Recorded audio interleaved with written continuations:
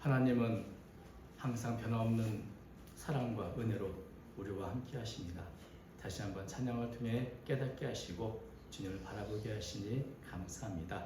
아버지 하나님, 우리가 걸어가는 길이 힘들고 지칠 때 많이 있사오나 주님은 우리 곁에서, 우리 뒤에서, 우리 앞에서 우리를 예비하시고 함께 하시고 밀어주시며 우리의 걸음을 마지막까지 다 달려가도록 붙들어 주신 줄로 믿습니다.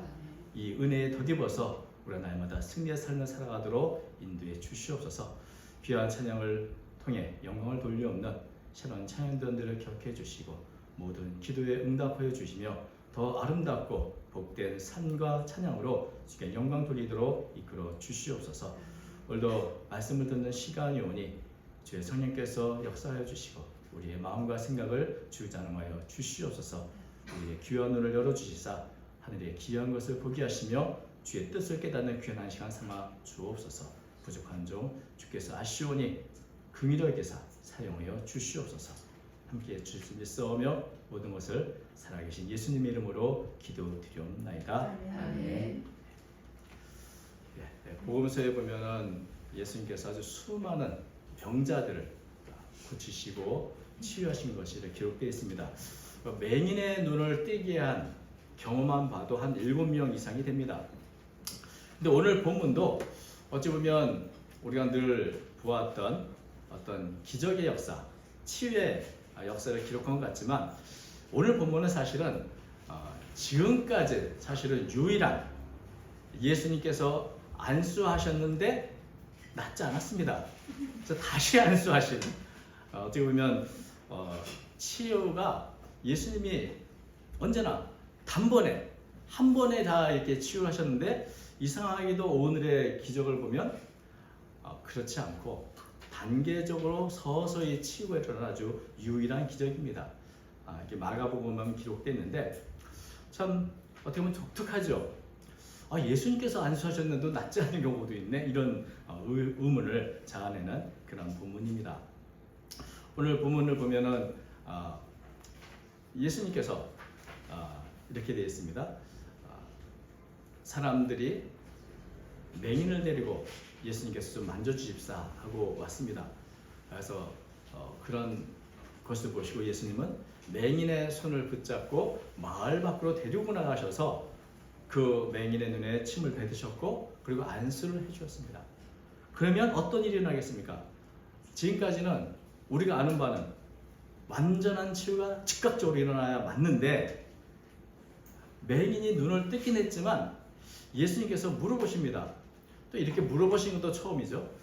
무엇이 보이느냐? 예수님께서 안수하시고 치유의 정도가 어떤 정도인지를 점검하시는 거죠. 그래서 무엇이 보이느냐? 치유 상태가 어떤가? 이렇게 점검하시는데 맹인은 이렇게 대답합니다. 24절 보니까 쳐다보니 이르되 사람들이 보이나이다. 나무 같은 것들이 걸어가는 것을 보나이다. 공동 번역은 조금 더 알기 쉽게 번역했습니다. 나무 같은 것이 보이는데 걸어다니는 걸 보니 아마 사람리가 봅니다. 이렇게 됐죠. 그러니까 다시 말하면 보이긴 보입니다. 그런데 이게 나무인지 사람인지 구분이 잘 안 됩니다. 걸어가는 거 보니까 아마 사람이겠죠? 이런 이제 대답을 했다는 겁니다. 그러니까 보이는 것도 아니고 안 보이는 것도 아니고, 물론 지금까지는 아주 캄캄한 어둠 속에 있던 맹인이 무언가 보인다, 이것만 해도 굉장한 발전이고 큰 변화입니다. 그러나 보기는 보는데 이게 나무인지 사람이도 알지 못할 정도라면 이건 보이는 것도 아니고 안 보이는 것도 아니고 정말 애매하고 불명확한 그런 상태인 것이죠. 한마디로 말하면 아직 그의 눈이, 그의 시력이 확실히 회복되지 않았다는 겁니다. 이것을 확인하신 예수님은 다시 한번 그 맹인의 눈에 손을 대고 안수하십니다. 25절. 이에 그 눈에 다시 안수하심에 그가 주목하여 보더니 나아서 모든 것을 밝히 보는지라. 그래서 예수님이 두 번째 안수를 통해서 이 맹인은 눈을 밝게 보고 모든 것을 명확하게 봤다고 말합니다. 근데 만약에 이번에도 뭐 나무 같기도 하고 아직도 잘 모르겠는데요 라고 이렇게 말했다면 예수님 뭐라고 하셨을까요? 그 정도면 됐다 야. 뭐 그 정도면 됐지. 지금까지 하나도 보지 못했던 사람이 이 정도로 그래도 볼 수 있는 것만 해도 다행이니 그렇게 살아라 이렇게 말씀하셨을까요? 그렇지 않았겠죠. 그래? 다시 한번 또 안수하셨겠죠. 그렇지 않다면 또 다시 안수하셨겠죠. 왜 그렇습니까? 예수님 어떤 분인가? 그분의 성품을 보면 잃은 양을 찾도록 찾는 분이십니다. 찾을 때까지 멈추지 않는 분이시죠.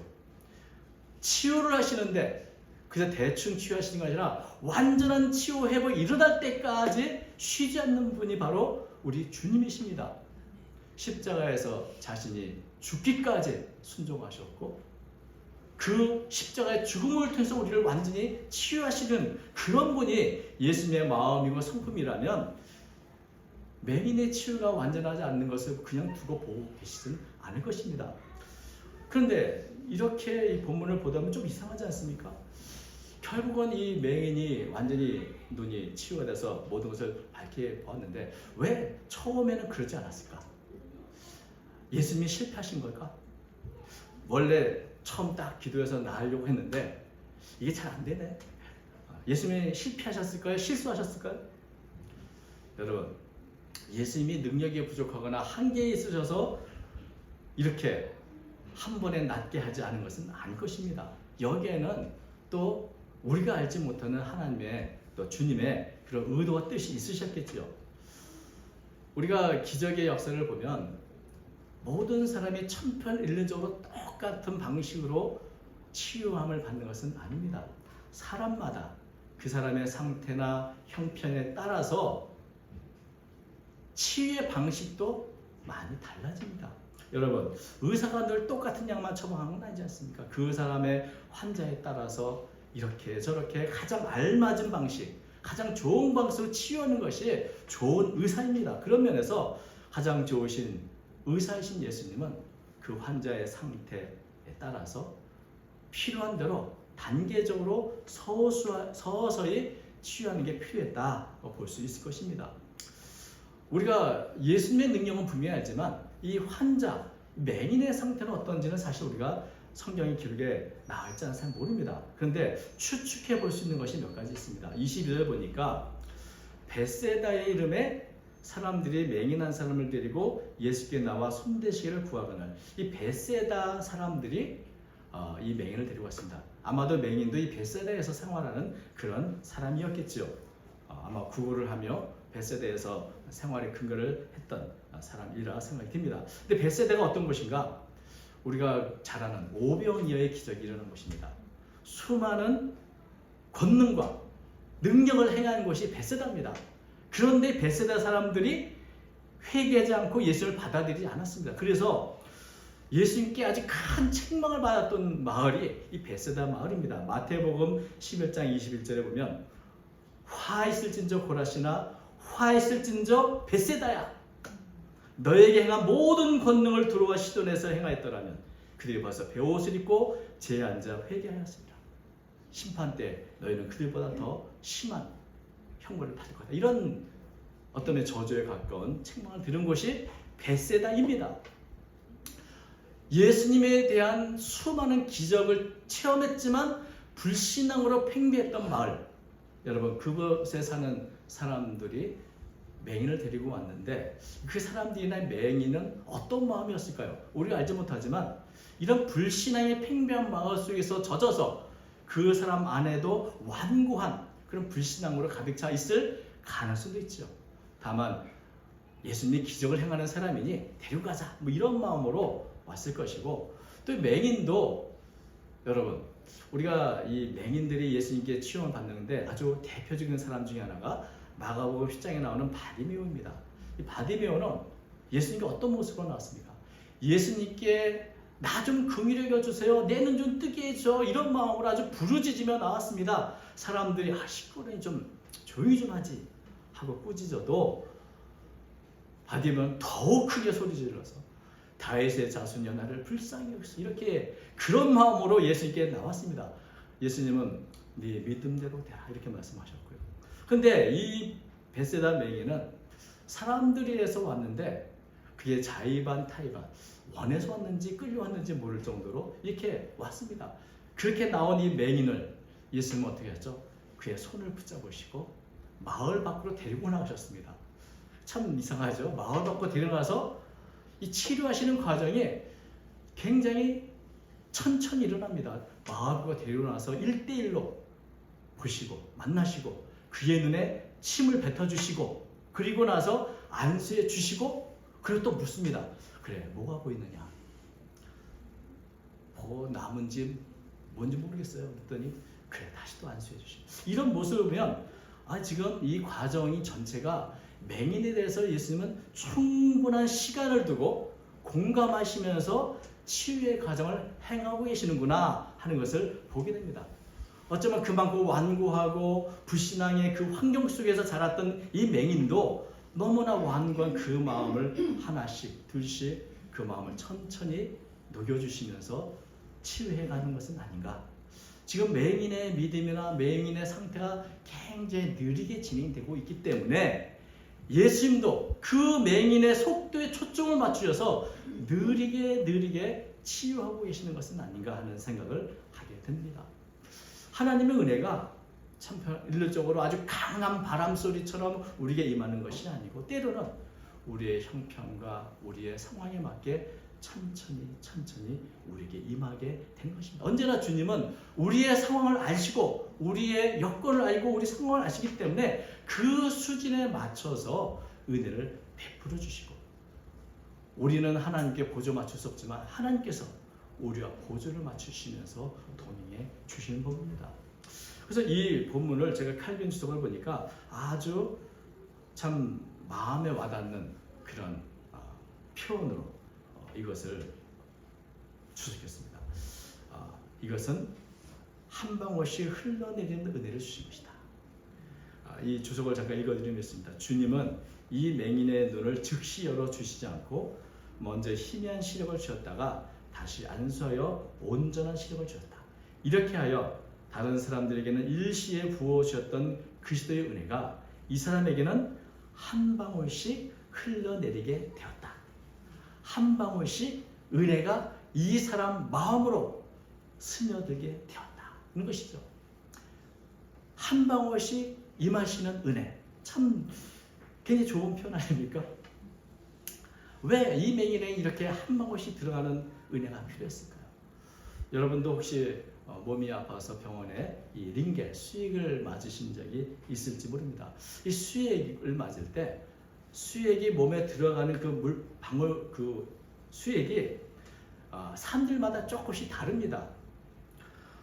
그런데 특별히 노약자에게는 굉장히 천천히 한 방울씩 수액이 들어가게 되죠. 여러분, 수액을 빨리 맞으면 좋을 것 같은데 시간도 빨리 걸리고, 그런데 의료진들은 수액이 빨리 들어가면 이게 심장에 무리를 줄 수 있어서 좋지 않습니다. 또 영양수액을 맞는 경우에 있어서는 천천히 맞는 게 약의 효과가 더 좋다고 합니다. 왜냐하면 너무 빠르게 수액을 맞으면 이게 몸으로 흡수되지 않고 다시 소변으로 다 배출되기 때문에 그것을 하나하나 내 몸이 받아들일 만큼 천천히 받는 게 좋다, 이렇게 말하는 것이죠. 우리가 한 번에 큰 은혜를 받는 것도 참 귀한 일입니다. 그런데 하나님의 은혜를 빨리 많이 받는다고 다 좋은 것은 아닙니다. 그것을 내가 받아들일 수 있는 만큼 천천히 한 방울씩 내 마음속으로, 내 가슴속으로 임하시는 은혜가 어쩌면 우리에게 더 좋을 수도 있습니다. 중요한 것은 내가 온전하게, 완전하게 치유되는 것, 완전히 회복되는 것이 더 중요한 것 아니겠습니까? 그런 면에서 우리는 어느 한순간 폭포수처럼 내리는 은혜를 통해서 우리가 완전히 치유가 되기도 하고 아주 삶이 뒤바뀌어지는 그런 경험을 하기도 하지만, 그러나 모든 사람이 그런 은혜에 필요한 것은 아닙니다. 사도 바울 같은 경우는 부활하신 예수님을 직접 다메섹 도성에서 만나고 단번에 모든 것이 바뀌었습니다. 교회를 핍박했던 포행자와 핍박했던 바울이 거꾸로 복음의 사도가 되는 이런 아주 획기적인 변화를 겪었던 분이죠. 그런데 이것이 보편적인 일은 아닙니다. 어쩌면 굉장히 예외적인 경험이라고 볼 수 있죠. 대부분의 모든 성도들은 사실은 조금씩 한 방울씩 임하시는 그 은혜를 통해서 믿음도 조금 더 자라고 또 우리의 성품도 조금씩 더 성장하게 되고 우리의 영적인 눈도 이렇게 조금씩 더 눈을 뜨게 되는 법입니다. 그래서 완전한 치유가 일어나기는 그런 은혜를 한 번에 주시는 것이 아니라 이렇게 천천히 한 방울씩 임하시는 은혜. 그래서 이런 은혜를 설명할 때 많은 분들이 콩나물의 시루를 얘기를 하죠. 그 콩나물에 물을 막 부으면 다 쏟아지는 것 같아도 그래도 콩나물 자라는 것은 어떻게 한 방울씩 임하는 은혜가 있기 때문에 그렇다는 것이죠. 맹인에게 이렇게 안수해 주시고 또 안수해 주시는 이런 은혜는 저는 은혜 위에 은혜다 이렇게 생각합니다. 은혜를 주셨지만 그 은혜에 만족하지 않으시고 그 은혜 외에 또 은혜를 부으셔서 완전한 치유, 완전한 회복, 온전한 시력을 갖도록 하시는 은혜들. 사실 이것이 우리가 받고 있는 은혜인 것입니다. 은혜 위에 지금까지도 많은 은혜를 주셨지만 이 은혜 위에 은혜를 더하시는 그런 은혜가 우리에게 있기 때문에 우리는 지금도 버틸 수 있고 우리의 길을 걸어갈 수도 있는 것입니다. 이것은 복음서를 보면 제자들에게 주셨던 은혜와도 같습니다. 복음서에 보면 제자들은 나를 따르라 이런 주님의 명령에 기꺼이 순종해서 이 주님을 따르는 고난의 길을 갔습니다. 그 모습이 참 훌륭하지만 그러나 여러분 우리가 복음서에 나오는 제자들의 모습을 보면 그렇게 훌륭하기보다는 오히려 수많은 실패나 실수, 시행착오를 겪는 그런 모습을 많이 봅니다. 그때마다 예수님은 어떻게 하셨습니까? 은혜 위에 은혜를 더해 주셔서 넘어질 때 또 붙잡아 주시고 실수할 때 또 가르쳐 주시고 계속해서 은혜 위에 은혜를 더해 주셨습니다. 그래서 제자들이 이 발전해가는 그 과정을 보면 처음에는 제자들이 뭔가 보는 것 같은데 그게 나무인지 사람인지도 구별하지 못할 만큼 흐리멍텅한 그런 모습들이 많이 나옵니다. 사실 이 맹인의 이 사건이 기록되기 바로 전에 있었던 일을 봐도 보리떡 7개가 4,000명 모이고 7광지에 남았고 보리떡 5개가 물고기 2마리로 5,000명 모이고 12광지에 남았고 이렇게 수많은 기적을 보고 경험하였던 이 제자들이 예수님께서 얘들아 바리새인과 헤롯의 누룩을 조심해라 이렇게 가르쳤더니 제자들은 뭐라죠? 우리가 떡을 안 가져왔다 떡. 그래서 또다시 이 떡 문제 때문에 고민하는 것을 보면서 예수님은 참 아직도 너희들이 볼 게 없냐. 마가복음 8장 18 이렇게 말해요. 너희가 눈이 있어도 보지 못하며 귀가 있어도 듣지 못하느냐. 또 기억하지 못하. 참 제자들 보면 답답할 만큼 둔하고 보기는 보아도 알지 못하고 늘 모호하고 희미한 상태로 예수를 만나는 그런 모습들을 보게 됩니다. 그래서 예수님은 오죽하면 너희들에게 겨자씨할 만큼 많은 믿음이 있어도 이 믿음이 작은 자들아 이러면서 탄식하실 분도 있죠. 얼마나 분별력이 없고 둔하고 조급한가. 은혜를 입었지만 여전히 제대로 볼 수 없는 맹인 같은 그런 모습들을 많이 봅니다. 그러나 예수님은 결코 제자들을 포기하지 않으셨고 오늘 찬양해 하신 것처럼 여전히 기다려주시고 그 속도에 맞춰주시고 다가와주십니다. 그래서 넘어지면 일으켜주시고 또 은혜 위에 은혜를 주셔서 또 가르치시고 또 안수해주시고 또 세워주셔서 이런 지속적으로 내리는 한 방울씩 임하는 은혜를 통해서 제자들은 넘어져도 또 일어날 수 있었고 마침내는 우리가 알고 있는 참 위대한 사도들이 될 수 있었던 것입니다. 이것은 우리들도 마찬가지입니다. 우리 자신을 볼 때 참 모든 면에서 부족합니다. 깨닫는 것도 부족하고 영적인 지식도 부족하고 은사도 불완전합니다. 그러나 날마다 우리에게 주시는 한 방울씩 내려주시는 그 은혜 때문에 우리는 여전히 이렇게 견고하게 서 있을 수 있는 것입니다. 이 은혜가 우리를 지금도 인도하고 있는 것입니다. 빌립보서 1장 6절에 보면 사도 바울은 이렇게 말합니다. 너희 안에 착한 일을 시작하시니까 그리스도 예수의 날까지 이루실 줄을 우리는 확신하노라. 이런 확신이 어디서 왔겠습니까? 주님은 결코 너희를 포기하지 않으시고 안수하시고 또 안수하신 것처럼 은혜를 주시고 또 은혜를 주신 것처럼 날마다 끊임없이 지속적으로 은혜를 주실 것이기 때문에 결국 너희들은 그리스도 예수의 날에 완전한 모습을 얻을 것이다. 나는 그것을 확신한다고 고백할 수 있었던 것입니다. 예전에는 수련회를 한번 가거나 어떤 큰 행사 가서 큰 은혜를 받고 나면 이제 나는 완전히 변화될 거야. 나는 완전히 달라졌어라고 말하지만 그러나 오랫동안 또 살아보니 이 삶의 변화라는 것은 한 번으로 되는 것이 아니구나. 계속적으로 지속적으로 조금씩 은혜를 받고 변화되는, 은혜를 받고 나의 삶이, 나의 습관이 조금씩 달라지면서 나의 삶과 나의 인격이 성숙해 가는구나 하는 것을 깨닫게 됩니다. 그래서 폭포수 같은 은혜도 너무 귀하지만 날마다 한 방울씩 말씀을 통해 기도 가운데 우리의 심령에 주시는 그 한 방울씩 내리는 주의 은은 더 귀하다 생각을 하게 됩니다. 이런 한 방울씩 내리는 은혜를 통해서 우리의 삶이 달라지고 인격이 다듬어지고 성숙해지기 때문입니다. 물방울이 바위를 뚫는다는 말이 있습니다. 우리가 보면 나중에만 굉장히 큰 변화요, 그 원대한 어떤 그 계획들이 이루어지는 것 같지만 그것은 결국 매일의 작은 물방울들이 쌓여서 바위도 뚫게 된다. 또 어떤 책에는 1만 시간의 법칙이라고 해서 어떤 일이든 1만 시간, 10,000시간 정도의 시간 투자하면 그분의 전부가 됐다고 합니다. 근데 은혜도 그런 것 같습니다. 우리가 한 번의 은혜로 우리가 완성되는 게 아니라 날마다 작은 애들을 주시고 그것을 깨닫는 가운데 나중에 보니 내가 걸어왔던 길이 너무나 위대한 길이었고 내가 다녔던 자취들이 내가 이것을 이루었나 싶은 그런 큰 성취도 이루게 되는 것입니다.